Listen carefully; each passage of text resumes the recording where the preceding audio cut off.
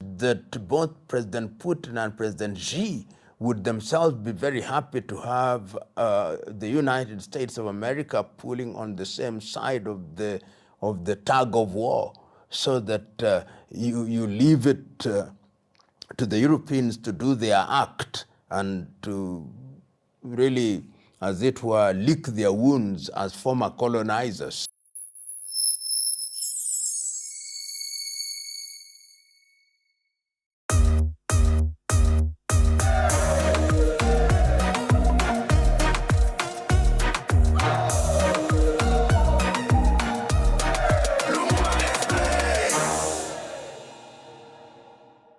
On the 3rd day of September, the year 2025, something that is unique will happen. The Russians and the Chinese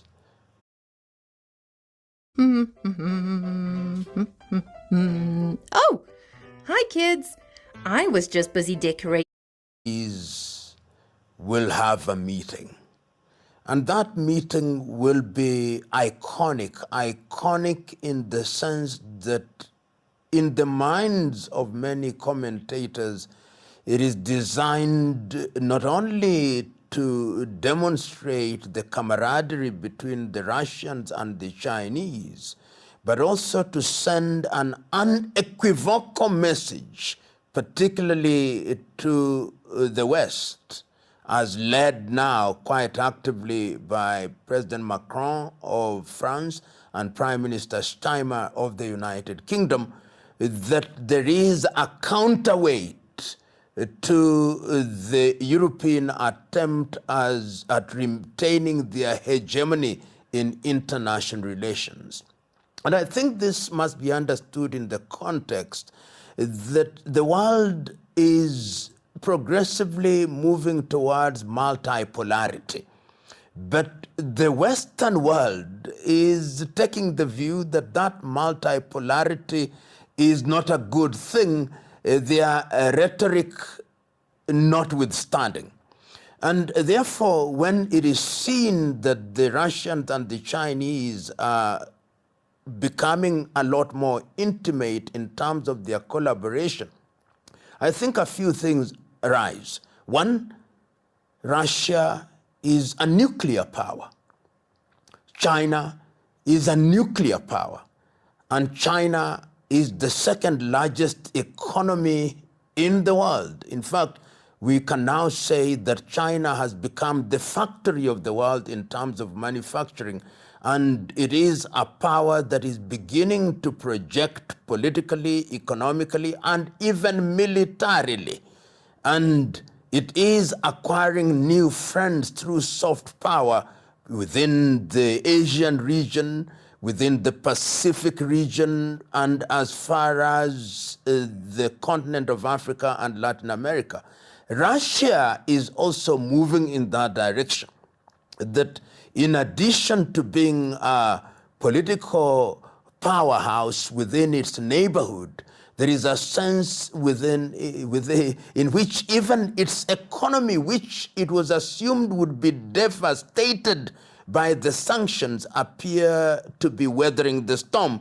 And it is acquiring new friends or strengthening existing friendships. And we have seen that with their presence in the Sahelian region, their presence in Central African Republic, their presence in Sudan, their presence in different parts of Latin America, and the coming into this intimacy of China, or what one may call Russo-Chinese alliance, is something that I think must worry the West, which begs the question, what is the source of concern? The source of concern must be seen in the context of the fact that as all this is happening, the major European powers are losing their grip. France is losing its grip. In fact, they surrendered their last military outpost in Africa, in Dakar, in Senegal, and they have lost quite a number of their allies in French West Africa. And even La Côte d'Ivoire, which continues to be an ally, they are beginning to receive hostility from the populace. The British are also finding themselves in a similar situation, that the Commonwealth, which they call the Commonwealth of Independent Nations, is a body that is weakening by the day.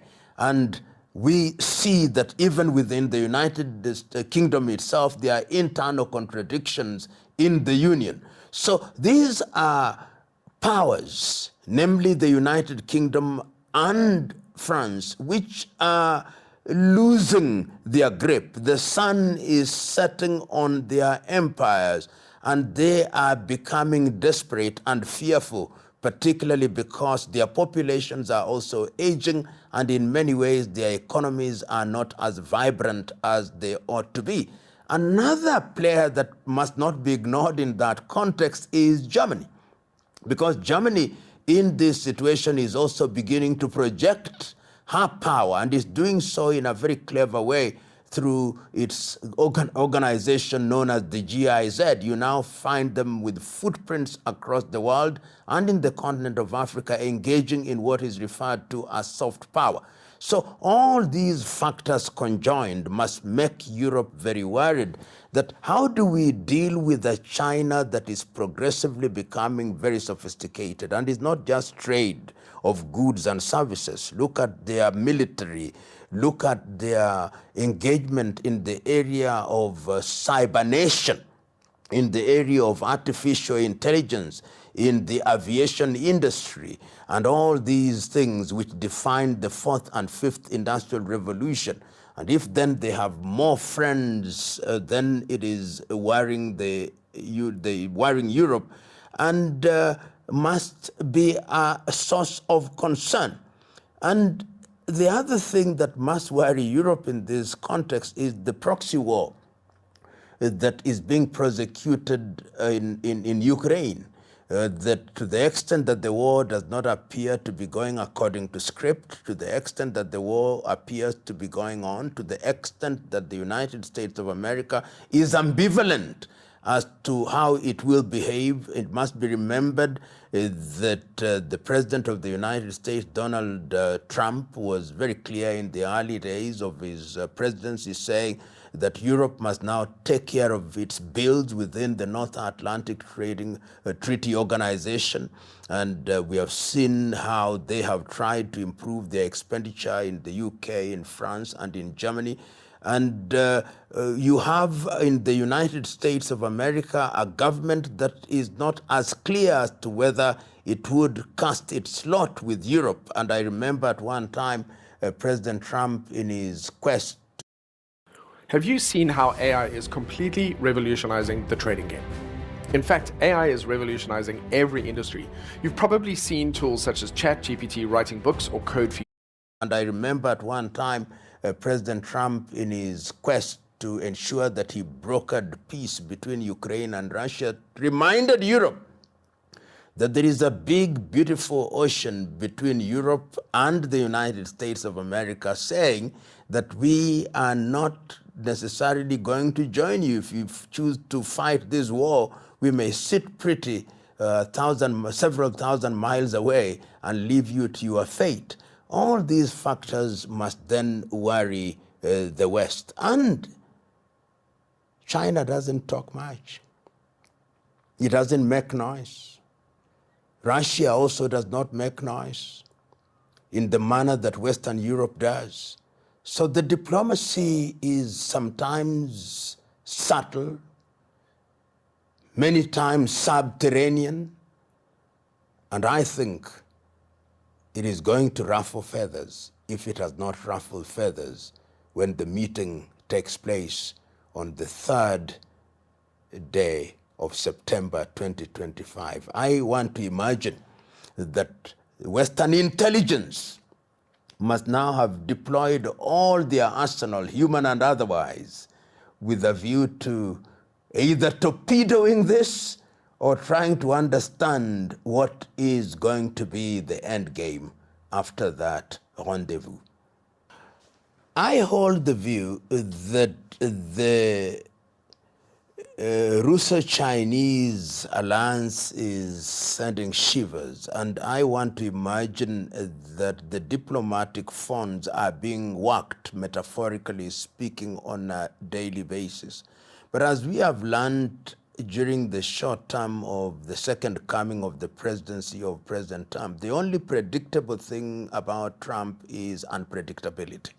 He does not say what he is going to do, whether it will be another tariff regime, whether it will be a new sanction regime, whether it will be supplying long-range missiles to Ukraine, whether it will be supplying more Patriot missiles to Ukraine, whether it is going to be more sanctions on the officials from Russia. Nobody knows, and anybody who pretends to know is swimming into the shark-infested waters of speculation. But that does not stop us from building scenarios. And scenario number one to me is that possibly as we speak now, the administration of President Trump is doing everything within its power to engage President Putin and to engage President Zelensky, that there is a wisdom in having something as an armistice or a modus vivendi in the style of South and North Korea. So that once you have an operational modus vivendi and armistice, then it will freeze things and then negotiations can begin to happen. With the understanding as a quid pro quo on the part of Ukraine that we will freeze your application to join the European Union or NATO. That is scenario number one. Scenario number two is that Ukraine becomes very intransigent because of the encouragement of France and Germany and the United Kingdom, and says that as a condition precedent to any kind of ceasefire, the territories currently occupied, including Crimea, must be returned. And if that is the position that is taken, I want to believe that Russia will not play ball, particularly on the basis of the arguments that are in the public domain, which would then mean that some European countries would want to be engaged a lot more in the conflict, because in the minds of some European powers, this is the time to defeat Russia. And the question is, can you defeat Russia? It is not something that is not going to be easy. But Russia may also want to say that we now have allies. And China, in my view, would not be averse to saying, we are going to be that ally. We are big, we are nuclear, and if you want us to bloody our noses, we are going to cast our lot with the Russians. That is another scenario, in which event the Europeans would want to say that this is now a NATO affair, which brings another spin. Will the Trump administration then say we are putting boots on the ground? And I don't see appetite for that in the United States, particularly on the basis of extant evidence. So that the United States may very well say this is a war that is being fought in distant lands. We are not going to be interested in it, and our participation will be very token to the extent that we supply some arms, and particularly because those arms are also giving us access to the natural resources of Ukraine. And the other scenario, which I think is unlikely but not impossible, is that America becomes more involved on the side of Europe, and who knows, never say never, casts its lot with Russia. My premiership medal, and this is one of my special medal. Why? The last time Orlando Pirates won the league, I was the captain, and today they're still fighting, to win the league. I remember the last 3 with Russia and China, and reminds Europe. Remember, in 1990, we said not 1 inch more. Let Ukraine be Finlandized, that, as we used to say in the early days. Let them be neutral, so that they are neither with Russia in terms of intimacy or with the NATO or the European Union. And I have no doubt in my mind that minds better than I in the diplomatic arena are working along all these, because in all these countries one sees that the appetite for conflict is reducing by the day. And that appetite is one that ought not to be fed by megalomaniacs or egoists who think that this is the time for yet another conflict in the continent of Europe, whether wittingly or unwittingly. That is what I see happening. And I'm waiting, like all the rest, with bated breath. What will be the communique that will be issued by Russia and China on the 3rd day of September? If China was to directly and openly support Russia, then it would send jitters in Europe. I think there is a sense in which the apparent neutrality of China is something that sends the message that Russia is vulnerable. But if China were to enter into the war, first of all, from a purely trade perspective, international trade would be disrupted in a very major way. Because as I've already indicated, and as we all know, China is the factory of the world. Most of the European companies today are importing their goods from China. So China joining Russia and therefore saying goods are not flowing as they ought to be will have many implications at the domestic level and at the trade level, and economies will tank up. So I think it is a scenario that one does not want to imagine. Of course, as it is now, they always speculate that they think China is supporting Russia, but they have not come out explicitly to say we are now with Russia. And they have, of course, as you've seen on a number of occasions, tried to say diplomacy is the only avenue that is desirable. So it would be a game changer. And when I listen to the rhetoric of the United States as evident through President Trump, actually is indicative of what he wants to do. I don't want to engage in battle with Russia. One can always read that, but I may be misreading, but I suspect I'm reading right. That I'm giving the opportunity for this thing to be resolved. Remember, even when he says, I thought that this war would end very quickly, and then I didn't end very quickly, but he says that I still have a good conversation with President Putin, which means he believed that Putin is a person that he can do business with. And Trump is a master at transactional politics. What is in it for the United States of America, which is underlined by that slogan, making America great again. And if in his interpretation, making America great again is to abandon Europe to its own design, I am not sure that he will not do it.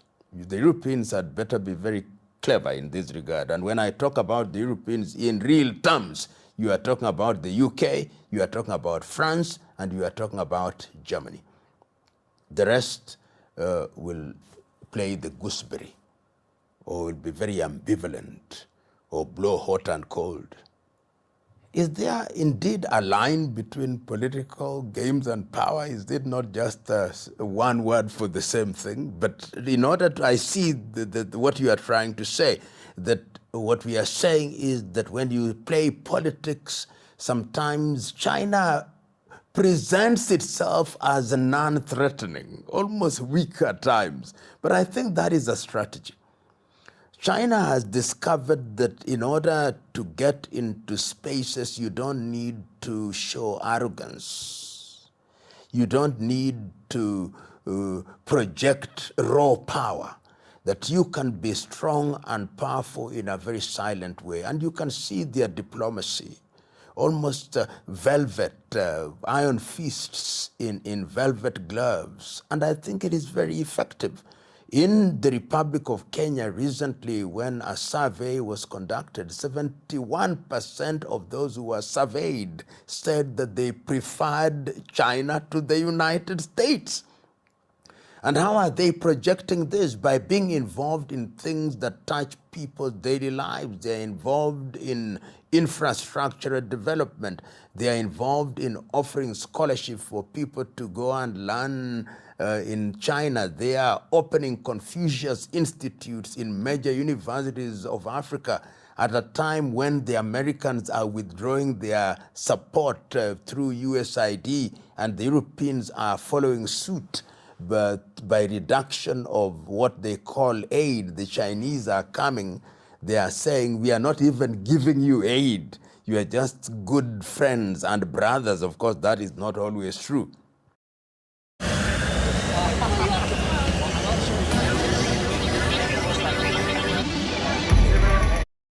Others, of course, that is not always true, that they are giving it for nothing. There is something in it for them.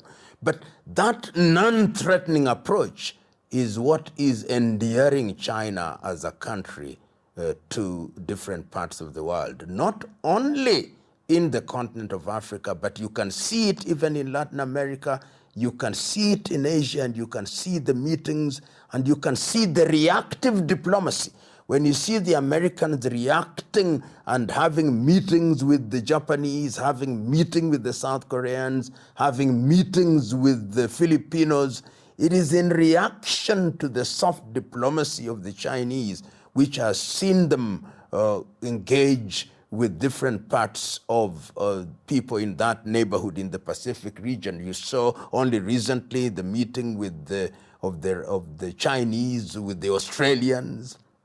So it's interesting. There are too many moving parts in this machine called the world, and one can only wait and see, even as the parts continue to move, sometimes in an apparently uncoordinated manner, but coordinated nevertheless. You know, on the 3rd day of September, many things could happen.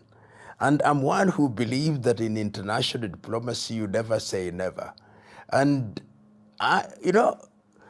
Trump loves the big stage, and that stage will be large. So if he appears there even for just 1 hour and is part of the photo op and part of the interview that follows, it will be part of his making America great again by having this association with the leading powers in the world, militarily, Russia and China. So never say never. I wouldn't be surprised that both President Putin and President Xi would themselves be very happy to have the United States of America pulling on the same side of the tug of war, so that you leave it to the Europeans to do their act and to really, as it were, lick their wounds as former colonizers. So it's a possibility, and is one that I would myself and many people would love to see in order to reset international diplomacy and international engagements.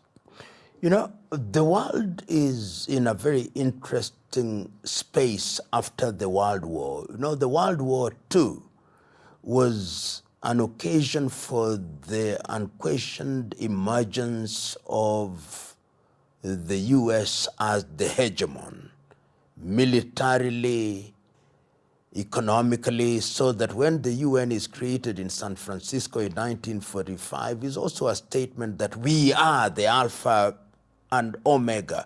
When the Bretton Woods institutions, the World Bank and the IMF, and later the WTO came into the play, and Europe is helping in the reconstruction rather America is helping in the reconstruction of Europe. America is really the nation. And when they start engaging in different parts of the world after the Nixon presidency with the American Peace Corps, most of whom we knew were also spies, and then of course they are present in terms of organizations such as USAID. America is present everywhere. in health, in education. American cultural centers are being built. I think after the collapse of the Soviet Union in the year 1989 and the reunification, they are actually more energized as a unipolar world, and America remained the hegemon with the Europeans as the lapdog of the United States of America. But something has happened. And there is a book which is very beautiful in terms of defining the rise of China, From Deng to Xi. Within 30 years, China quietly, silently has emerged as an economic power. And when that has happened and it has become the second largest economy in the world, replacing Japan and of course leaving the Germans in their wake, then it has redefined many things. And see the Chinese rise not only as traders in the economy.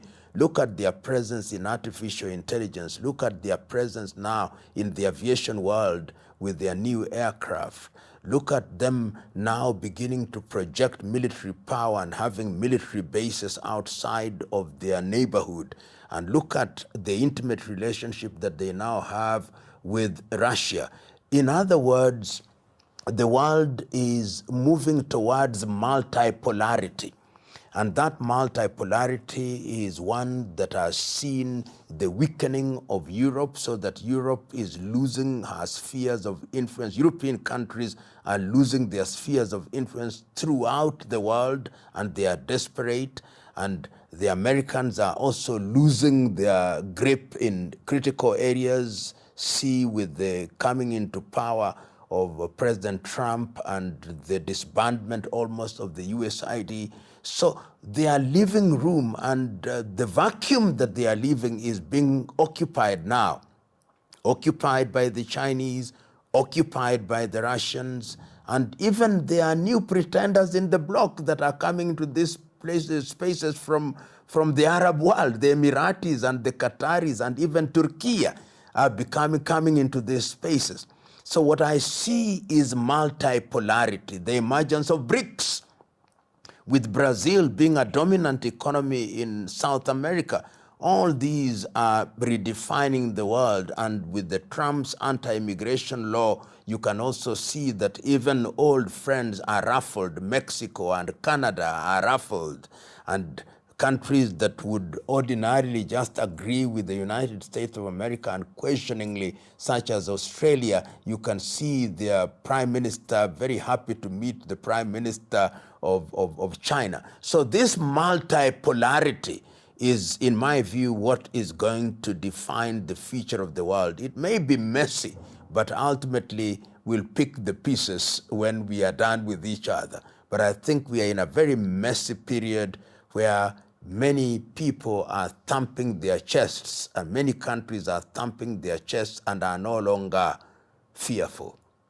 In other words, there is a beautiful saying amongst the Twi in Ghana. The European powers and the Americans have chased what they thought to be the cowards of the world, and they have now met the courage of the cowards. When you corner a cat, the cat turns and can be dangerously courageous. That is what is happening in the world. It is no longer the case that when America or Europe sneezes, the rest of the world goes into a coma. No, they just sneeze back.